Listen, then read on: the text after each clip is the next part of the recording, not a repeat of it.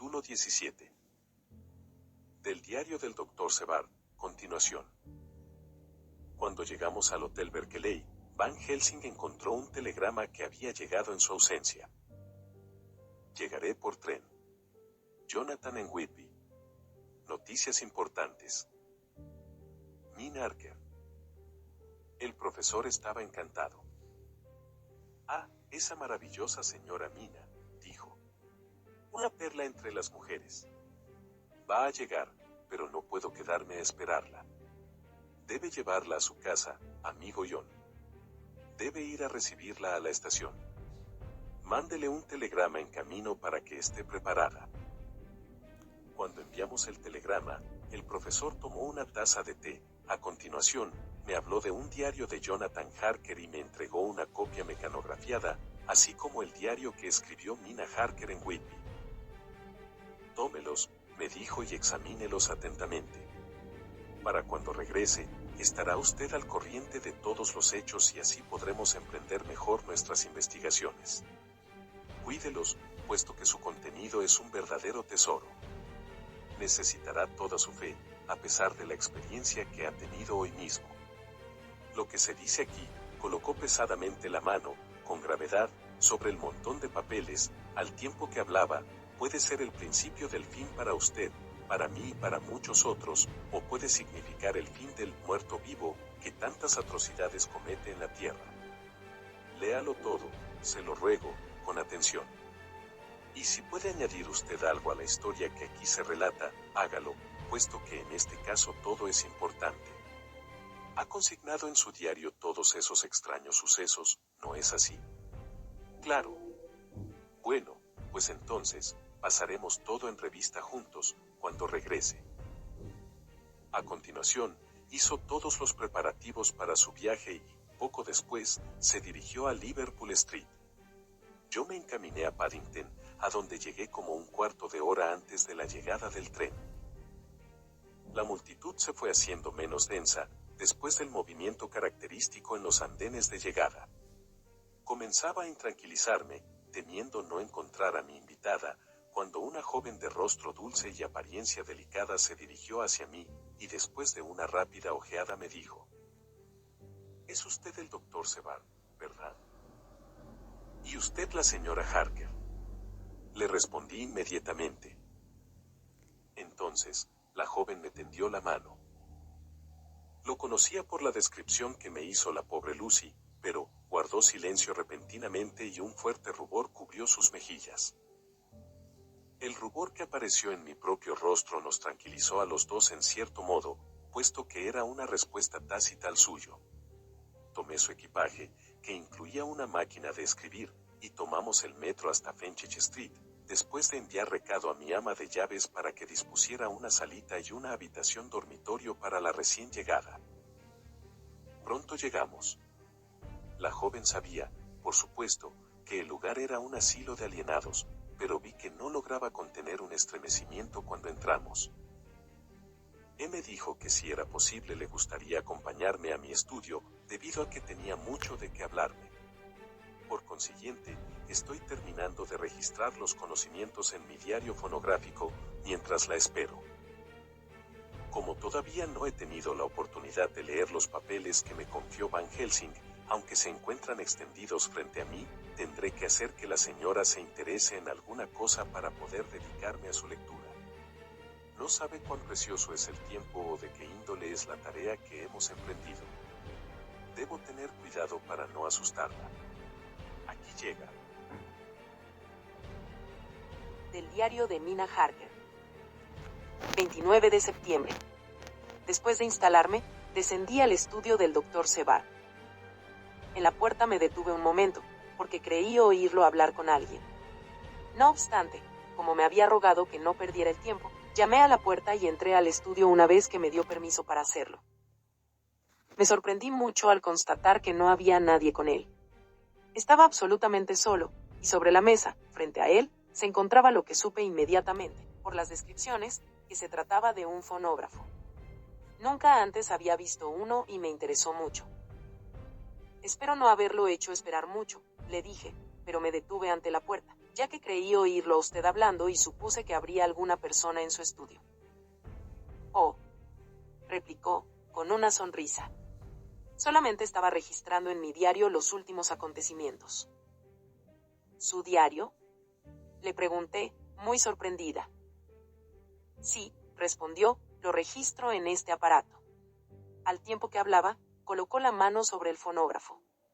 Me sentí muy excitada y exclamé: «Vaya, esto es todavía más rápido que la taquigrafía. ¿Me permite oír el aparato un poco?». Naturalmente, replicó con amabilidad y se puso en pie para preparar el artefacto de modo que hablara. Entonces, se detuvo y apareció en su rostro una expresión confusa. El caso es, comenzó en tono extraño, que solo registro mi diario, y se refiere enteramente, casi completamente, a mis casos. Sería algo muy desagradable. Quiero decir. Guardó silencio y traté de ayudarlo a salir de su confusión. Usted ayudó en la asistencia a mi querida Lucy en los últimos instantes. Déjeme escuchar cómo murió. Le agradeceré mucho todo lo que pueda saber sobre ella. Me era verdaderamente muy querida. Para mi sorpresa, respondió, con una expresión de profundo horror en sus facciones. ¿Quiere que le hable de su muerte? Por nada del mundo. ¿Por qué no?, pregunté, mientras un sentimiento terrible se iba apoderando de mí. El doctor hizo nuevamente una pausa y pude ver que estaba tratando de buscar una excusa. Finalmente, balbuceó. ¿Ve usted? No sé cómo retirar todo lo particular que contiene el diario. Mientras hablaba se le ocurrió una idea, y dijo, con una simplicidad llena de inconsciencia, en un tono de voz diferente y con el candor de un niño. Esa es la verdad, le doy mi palabra de ello. Sobre mi honor de indio honrado. No pude menos de sonreír y el doctor hizo una mueca. Esta vez me he traicionado, dijo. Pero, ¿sabe usted que aun cuando hace ya varios meses que mantengo al día el diario, nunca me preocupé de cómo podría encontrar cualquier parte en especial de él que deseara examinar? Pero esta vez me convencí de que el diario del doctor que asistió a Lucy tendría algo que añadir a nuestra suma de conocimiento sobre el terrible ser, y dije llanamente. Entonces, doctor Sevard, lo mejor será que me deje que le haga una copia en mi máquina de escribir. Se puso intensamente pálido, al tiempo que me decía. No. No. No. Por nada en el mundo dejaré que usted conozca esa terrible historia. Por consiguiente, era terrible. Mi intuición no me había engañado. Por unos instantes estuve pensando, y mientras mis ojos examinaban cuidadosamente la habitación, buscando algo o alguna oportunidad que pudiera ayudarme, vi un montón de papeles escritos a máquina sobre su mesa. Los ojos del doctor se fijaron en los míos, e involuntariamente, siguió la dirección de mi mirada. Al ver los papeles, comprendió qué era lo que estaba pensando. Usted no me conoce, le dije. Cuando haya leído esos papeles, el diario de mi esposo y el mío propio, que yo misma copié en la máquina de escribir, me conocerá un poco mejor. No he dejado de expresar todos mis pensamientos y los sentimientos de mi corazón en ese diario, pero, naturalmente, usted no me conoce, todavía, y no puedo esperar que confíe en mí para revelarme algo tan importante. Desde luego, es un hombre de naturaleza muy noble, mi pobre Lucy tenía razón respecto a él. Se puso en pie y abrió un amplio cajón, en el que estaban guardados en orden varios cilindros metálicos huecos, cubiertos de cera oscura, y dijo: «Tiene usted razón. No confiaba en usted debido a que no la conocía. Pero ahora la conozco, y déjeme decirle que debí conocerla hace ya mucho tiempo. Ya sé que Lucy le habló a usted de mí, del mismo modo que me habló a mí de usted. ¿Me permite que haga el único ajuste que puedo? Tome los cilindros y óigalos. La primera media docena son personales y no la horrorizarán, así podrá usted conocerme mejor. Para cuando termine de oírlos, la cena estará ya lista. Mientras tanto, debo leer parte de esos documentos, y así estaré en condiciones de comprender mejor ciertas cosas». Llevó él mismo el fonógrafo a mi salita y lo ajustó para que pudiera oírlo. Ahora voy a conocer algo agradable, estoy segura de ello, ya que me va a mostrar el otro lado de un verdadero amor del que solamente conozco una parte. Del diario del Dr. Sevard. 29 de septiembre. Estaba tan absorto en la lectura del diario de Jonathan Harker y en el de su esposa que dejé pasar el tiempo sin pensar. La señora Harker no había descendido todavía cuando la sirvienta anunció que la cena estaba servida. Es probable que esté cansada. Será mejor que retrasemos la cena una hora, le dije, y volví a enfrascarme en mi lectura.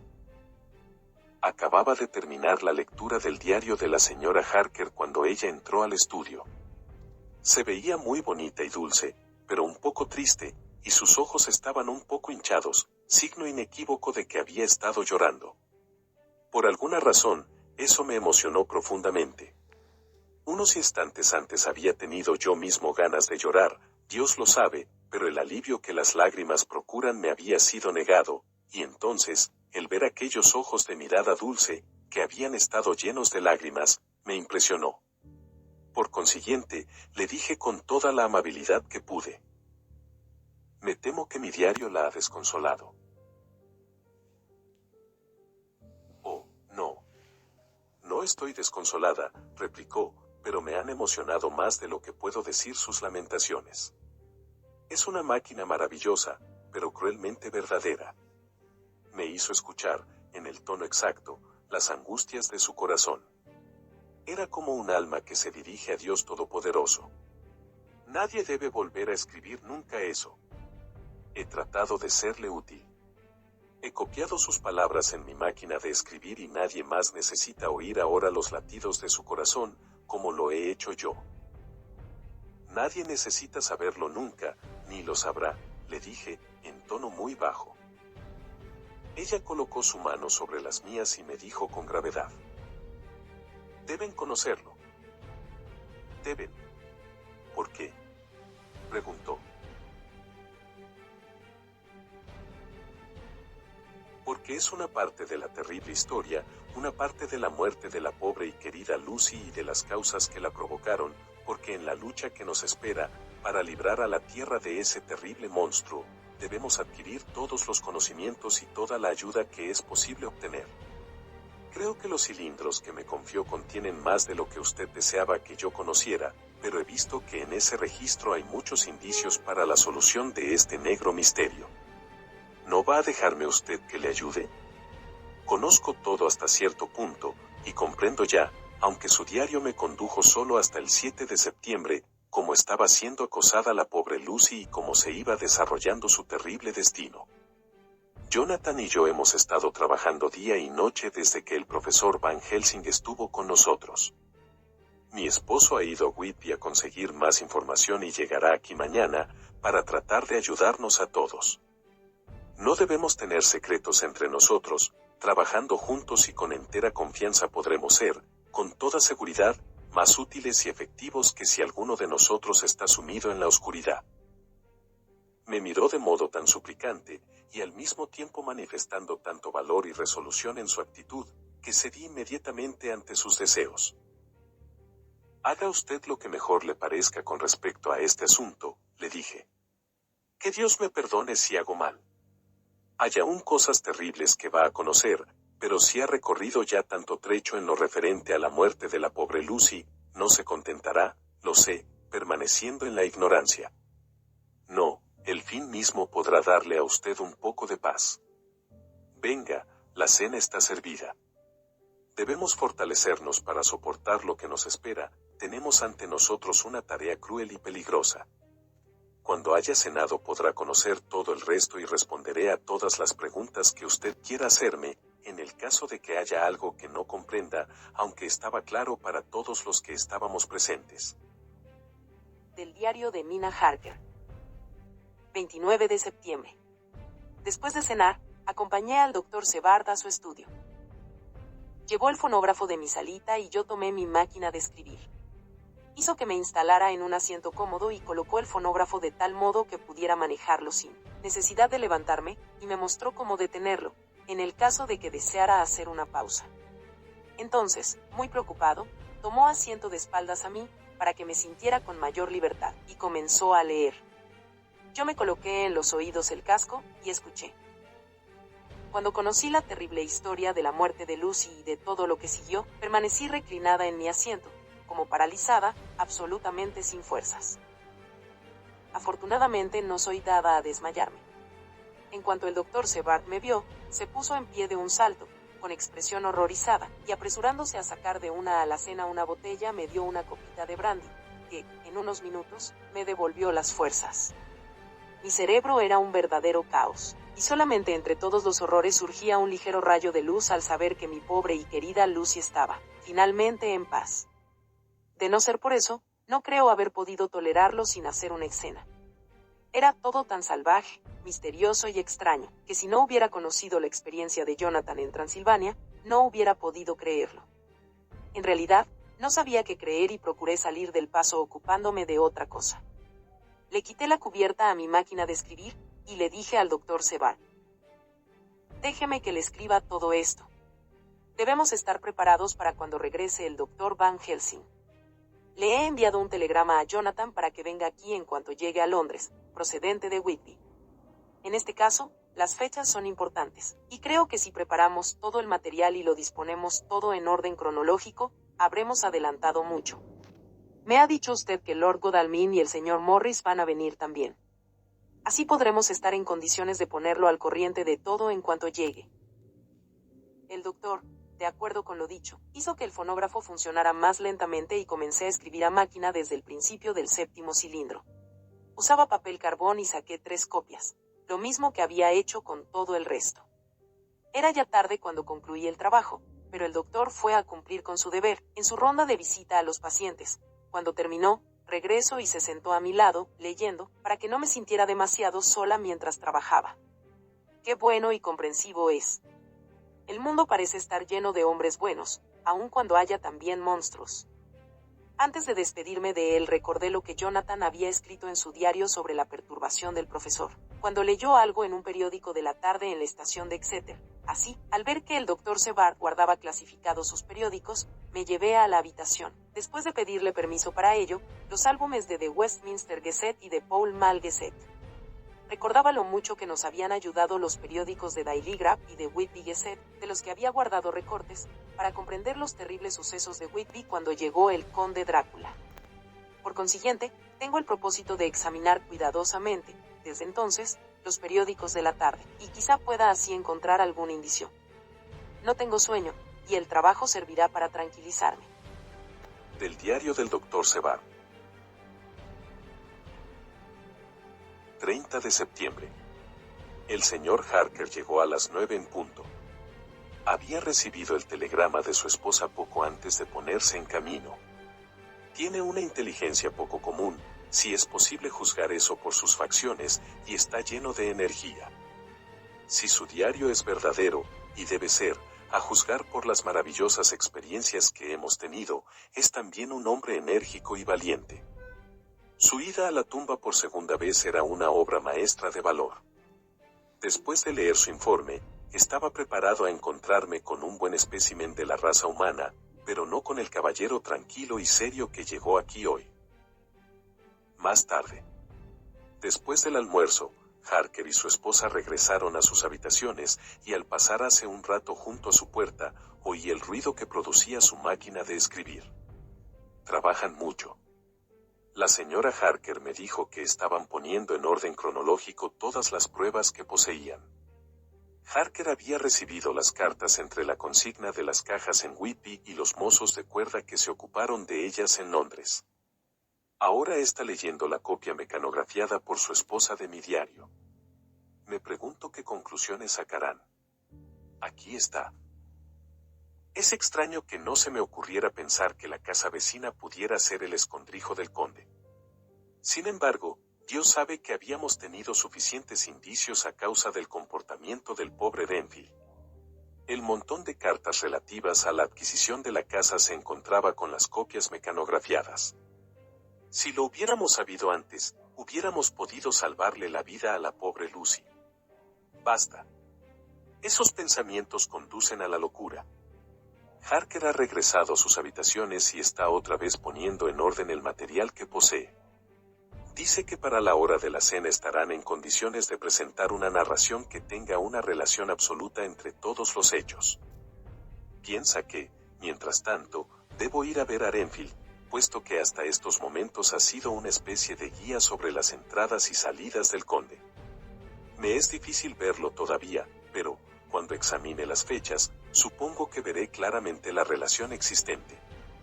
Qué bueno que la señora Harker mecanografió el contenido de mis cilindros.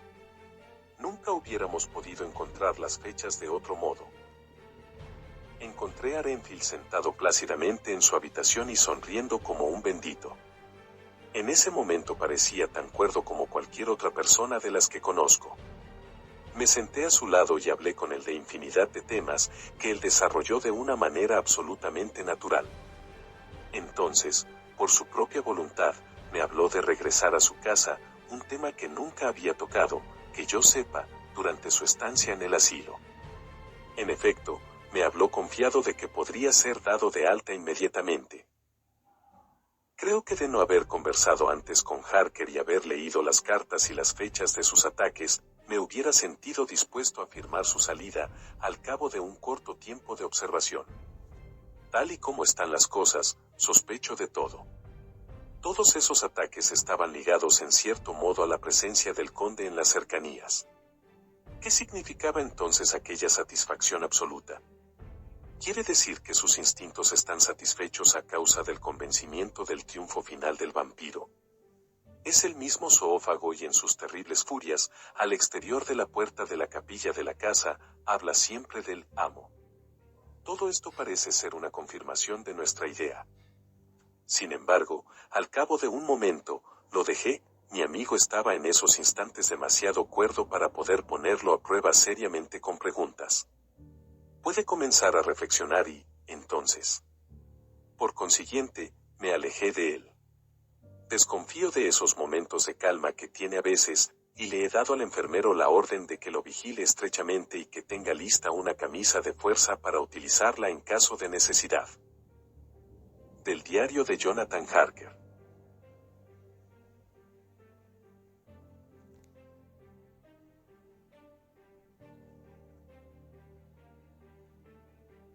...29 de septiembre, en el tren hacia Londres.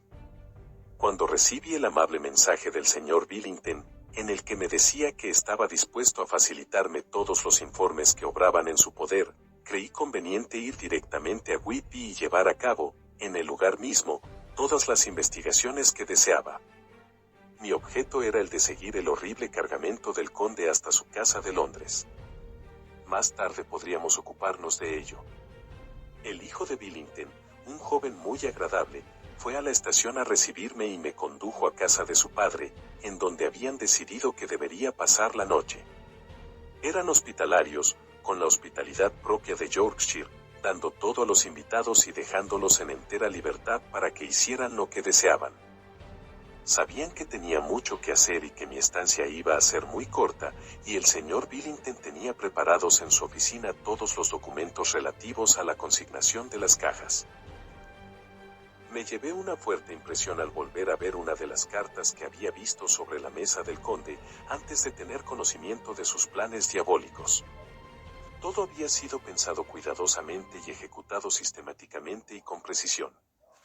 Parecía haber estado preparado para vencer cualquier obstáculo que pudiera surgir por accidente para impedir que se llevaran a cabo sus intenciones. No había dejado nada a la casualidad, y la absoluta exactitud con la que sus instrucciones fueron seguidas era simplemente un resultado lógico de su cuidado. Vi la factura y tomé nota de ella, 50 cajas de tierra común, para fines experimentales. También la copia de la carta dirigida a Carter Patterson y su respuesta, saqué copias de las dos. Esa era toda la información que podía facilitarme el señor Billington, de modo que me dirigí al puerto a ver a los guardacostas, a los oficiales de la aduana y al comandante de puerto. Todos ellos tenían algo que decir sobre la entrada extraña del barco, que ya comenzaba a tener su lugar en las tradiciones locales, pero no pudieron añadir nada a la simple descripción, 50 cajas de tierra común. A continuación fui a ver al jefe de estación, que me puso amablemente en contacto con los hombres que habían recibido en realidad las cajas. Su descripción coincidía con las listas y no tuvieron nada que añadir, excepto que las cajas eran extraordinariamente pesadas, y que su embarque había sido un trabajo muy duro. Uno de ellos dijo que era una pena que no hubiera habido algún caballero presente, como usted, señor, para recompensar en cierto modo sus esfuerzos, con una propina en metálico. Otro expresó lo mismo, diciendo que el esfuerzo hecho les había producido una sed tan grande que todavía no habían logrado calmarla del todo. No es necesario añadir que, antes de dejarlos, me encargué de que no volvieran a tener que hacer ningún reproche al respecto. De septiembre. El jefe de estación tuvo la amabilidad de darme unas líneas escritas para su colega de King's Cross, de manera que cuando llegué allá por la mañana, pude hacerle preguntas sobre la llegada de las cajas. Él también me puso inmediatamente en contacto con los empleados apropiados y vi que sus explicaciones coincidían con la factura original. Las oportunidades de tener una seda normal habían sido pocas en este último caso, sin embargo, habían sido aprovechadas generosamente y me vi obligado a ocuparme del resultado de un modo ex post facto. De allí me dirigí a las oficinas centrales de Carter Patterson, donde fui recibido con la mayor cortesía. Examinaron la transacción en su diario y sus archivos de correspondencia y telefonearon inmediatamente a su oficina de King's Cross para obtener más detalles. Afortunadamente, los hombres que se encargaron del acarreo estaban esperando trabajo y el funcionario los envió inmediatamente, mandando asimismo con uno de ellos el certificado de tránsito y todos los documentos relativos a la entrega de las cajas en Carfax. Nuevamente, descubrí que el duplicado correspondía exactamente, los portadores estaban en condiciones de complementar la parquedad de los documentos con unos cuantos detalles. Pronto supe que esos detalles estaban relacionados con lo sucio del trabajo y con la terrible sed que les produjo a los trabajadores. Al ofrecerles la oportunidad, más tarde, para que la calmaran, uno de los hombres hizo notar: «Esa casa, señor, es la más abandonada que he visto en toda mi vida. Caramba. Parece que hace ya un siglo que nadie la ha tocado. Había una capa tan gruesa de polvo que hubiéramos podido dormir en el suelo sin lastimarnos los riñones, y tan en desorden que parecía el antiguo templo de Jerusalén. Pero la vieja capilla fue el colmo de todo. Mis compañeros y yo pensamos que nunca saldríamos de esa casa bastante pronto. Cielo santo. Por nada del mundo me quedaría allí un solo instante después de anochecer». Puesto que yo había estado en la casa, no tuve inconveniente en creerle, pero, si hubiera sabido lo que yo, es seguro que habría empleado palabras más duras. Hay algo de lo que estoy satisfecho, sin embargo, que todas las cajas que llegaron a Whitby de Barne, en el Demetrio, estaban depositadas en la vieja capilla de Carfax. Debía haber allí 50, a menos que hubieran retirado ya alguna, como lo temía, basándome en el diario del Dr. Sebard.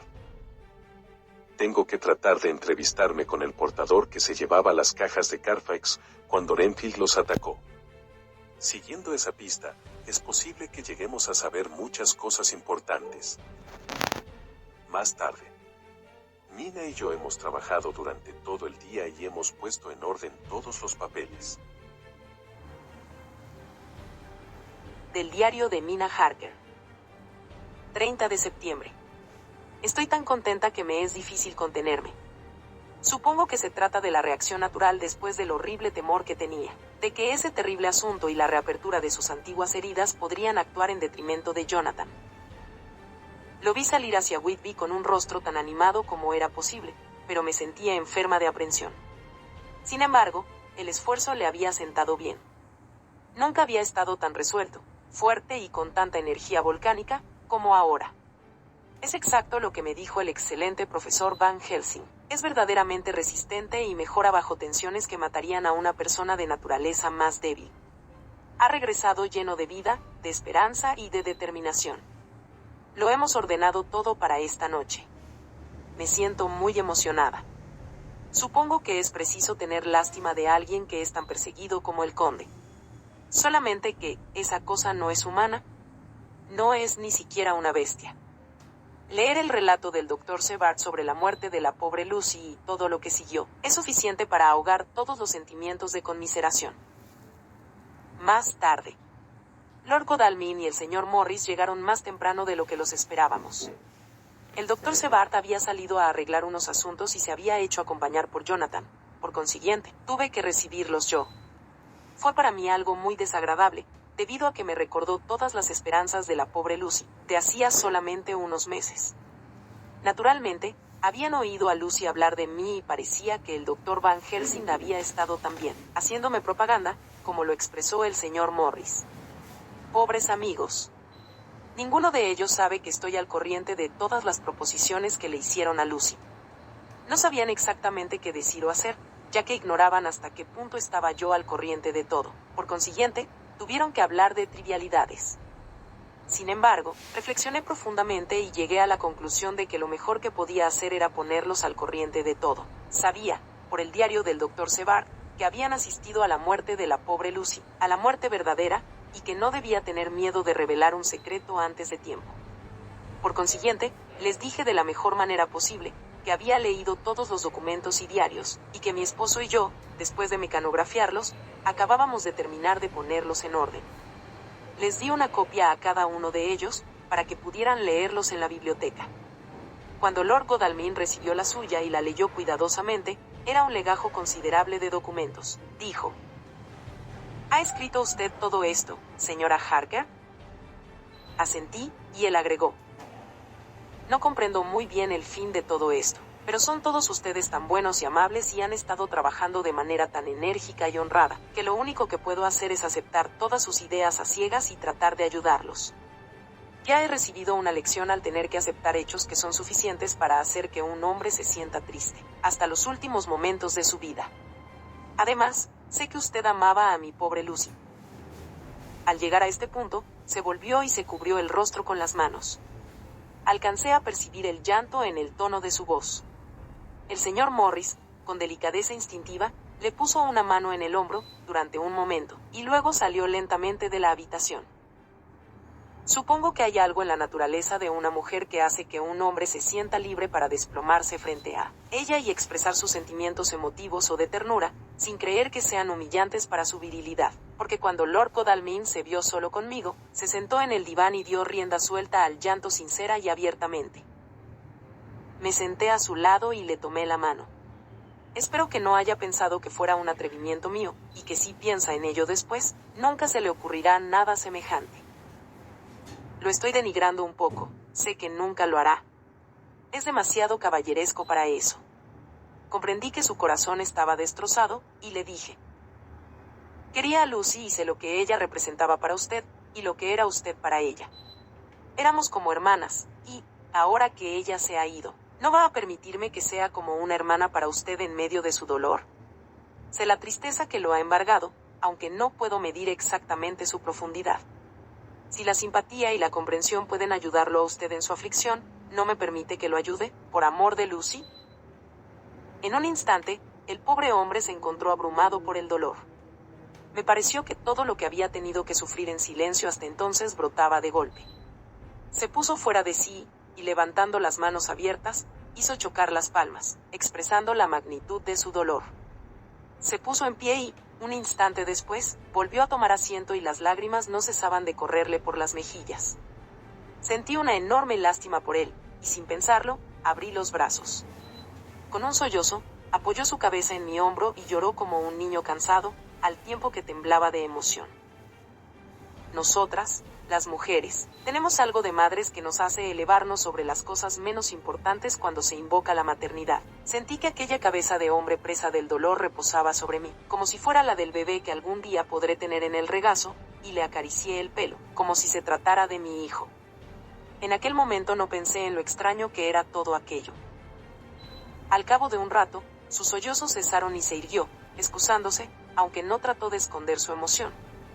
Me dijo que durante muchos días y noches, días llenos de fatiga y noches sin sueño, se había sentido incapaz de hablar con nadie. ¿Cómo debe hacerlo un hombre en momentos de aflicción como aquellos? No había ninguna mujer cuyo consuelo pudiera serle entregado o con el que, debido a las terribles circunstancias que rodeaban a su dolor, pudiera hablar libremente. Ahora sé cómo sufría, dijo, al tiempo que se secaba los ojos. Pero, no sé ni siquiera en este momento y ninguna otra persona podrá comprenderlo nunca, lo mucho que ha significado hoy para mí su dulce consuelo. Con el tiempo lo comprenderé mejor, y créame que, aunque se lo agradezco infinitamente ahora, mi agradecimiento irá en aumento al mismo tiempo que mi comprensión. ¿Me permite usted que seamos como hermanos durante todas nuestras vidas, por amor de Lucy? Por el amor de nuestra Lucy, le dije, al tiempo que le daba la mano. Y por usted misma, añadió él, puesto que si la estimación de un hombre y su gratitud tienen algún valor, usted las ha ganado hoy. Si alguna vez en el futuro llega usted a tener necesidad de la ayuda de un hombre, créame que no me llamará usted en vano. Dios quiera que nunca se presente ese momento en que la luz del sol desaparezca de su vida, pero si llegara a presentarse, prométame que acudirá a mí. Era tan sincero y su dolor había sido tan profundo, que comprendí que sería un consuelo para él. Y le dije: se lo prometo. Cuando salí al pasillo vi al señor Morris, que estaba mirando al exterior por una de las ventanas. Se volvió al oír el ruido de mis pasos. ¿Cómo está Art?, inquirió. Luego, viendo mis ojos enrojecidos, siguió diciendo: ah, ya veo que lo ha estado usted consolando. Pobre amigo mío. Eso es lo que necesita. Nadie que no sea una mujer puede consolar a un hombre cuando tiene el corazón destrozado, y él no tiene a ninguna. Enterró su propio dolor con tanta entereza que mi corazón sangró por él. Vi que tenía el manuscrito en la mano y sabía que en cuanto lo leyera se daría cuenta de cuánto sabía. Por consiguiente, le dije: desearía poder consolar a todos los que sufren profundamente. ¿Quiere usted ser mi amigo y venir a mí si necesita consuelo? Más tarde comprenderá usted de qué le estoy hablando. Vio que se lo decía con sinceridad, y haciéndome una reverencia, me tomó la mano, se la llevó a los labios y la besó. Parecía ser un consuelo demasiado pobre para un alma tan valerosa y desinteresada. Entonces, impulsivamente, me incliné y lo besé. Sus ojos se le llenaron de lágrimas y se le hizo un nudo en la garganta. Luego, dijo, en tono tranquilo: pequeña, nunca olvidará usted esa bondad sincera en toda su vida. Luego, se dirigió hacia el estudio, donde se encontraba su amigo. Pequeña. La misma palabra con que se había referido a Lucy. Pero demostró ser un amigo.